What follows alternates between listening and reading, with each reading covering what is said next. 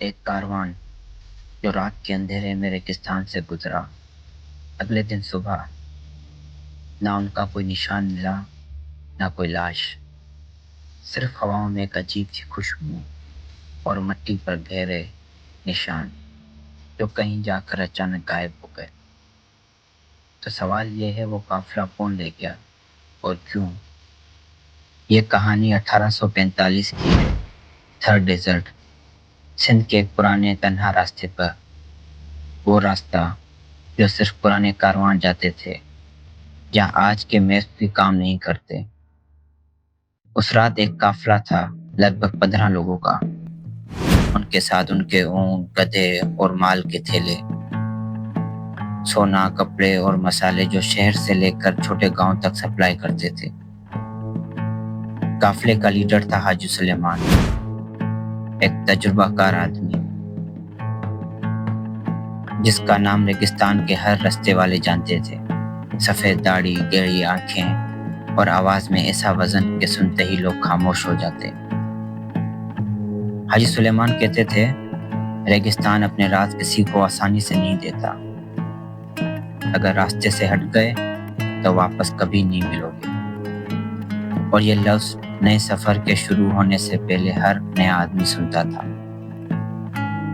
اس رات چاند پورا تھا، آسمان پر ایک بھی بادل نہیں، ہوا ٹھنڈی لیکن اس میں کچھ عجیب سی سکون سی مٹھاس۔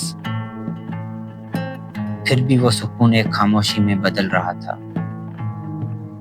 جیسے ریگستان نے اپنی سانس روک لی ہو۔ اونٹ کے پاؤں کی ہلکی سی دم دم اور مال کے ٹھیلوں کے چرچر، بس یہی آواز سنائی دے رہی تھی۔ دور دور تک نہ کوئی انسان، نہ کوئی جھیل، صرف ریت کے ٹیلے اور چاند کی روشنی میں ان کا سفر۔ اور پھر اگلی صبح گاؤں والوں نے حاجی سلیمان کے قافلے کا انتظار کیا، لیکن جب وہ نہیں آئے تو لوگوں نے تلاش شروع کر دی۔ راستے میں ان کو اونٹوں کے پیروں کے نشان کلیئر دکھ رہے تھے، لیکن کچھ دور جا کر وہ نشان ایک دم مٹی میں گل گئے، جیسے کوئی انویزیبل ہاتھ نے سب مٹا دیا۔ نہ کوئی لاش، نہ کوئی خون، نہ کوئی چیز، صرف ایک ٹوٹی ہوئی لینٹرن جو اب بھی جل رہی تھی، لیکن اس کا گلاس تھوڑا گرم تھا، جیسے وہ ابھی ابھی یوز ہوئی ہو۔ گاؤں کے ایک بزرگ نے کہا، اس رات میں نے دور سے ایک روشنی دیکھی، لیکن وہ روشنی چلتی جا رہی تھی ہوا کے خلاف، اور ساتھ میں ایک آواز، جیسے کوئی ناراض اور بہت غصے میں۔ کچھ لوگوں کا کہنا تھا یہ ریگستان کے رکھوالے کی کام ہے۔ ایک پرانی داستان کے مطابق یہ رکھوالے ان لوگوں کو اٹھا لیتے ہیں جو رات کو ان کے منع کیے ہوئے راستے پر چلتے ہیں۔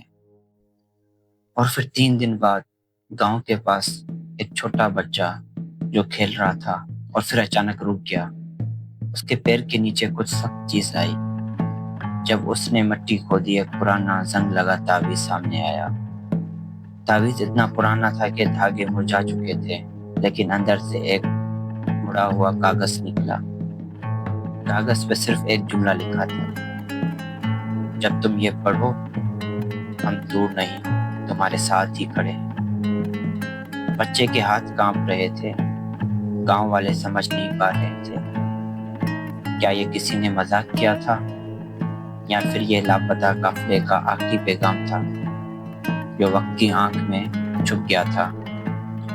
اور پھر کئی سالوں بعد ایک مشہور آرکیولوجسٹ اپنی ٹیم کے ساتھ اسی جگہ آیا جہاں کبھی قافلہ لاپتہ ہوا تھا۔ دن رات کی محنت کے بعد مٹی کے نیچے انہوں نے ایک پرانی پتھر کی دیوار ڈھونڈ نکالی۔ دیوار پر چھوٹے چھوٹے سوراخ تھے، جیسے ہوا چلنے کے لیے بنایا گیا ہو۔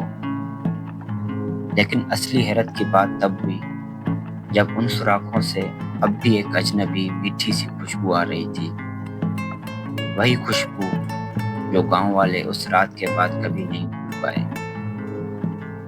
ये बात साफ थी, यह दीवार किसी अंडरग्राउंड रास्ते का हिस्सा थी।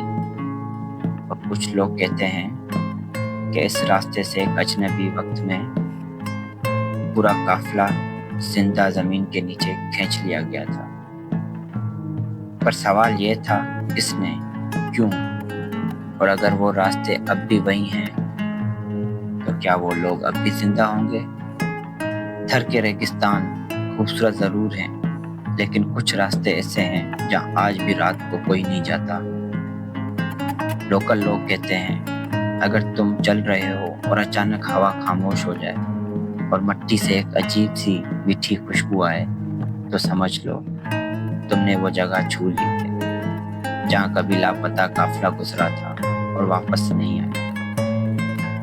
कहा जाता है वो खुशबू सिर्फ तब आती है जब वो तुम्हें अपने साथ ले जाने आ रहे होते, और जो उनके साथ चला गया उनका नाम सिर्फ हवाओं में रह जाता है। इसीलिए अगर थर की रात में तुम्हें वो खुशबू महसूस हो, वापस मुड़ जाओ, वरना तुम भी लापता काफिले का हिस्सा बन जाओ। अगर आपको ये कहानी पसंद आई तो राज कहानियां को जरूर सब्सक्राइब करें, क्योंकि हर कहानी में छुपा होता है एक गहरा राज और एक गहरी हकीकत। तो मिलते हैं एक नई कहानी के साथ।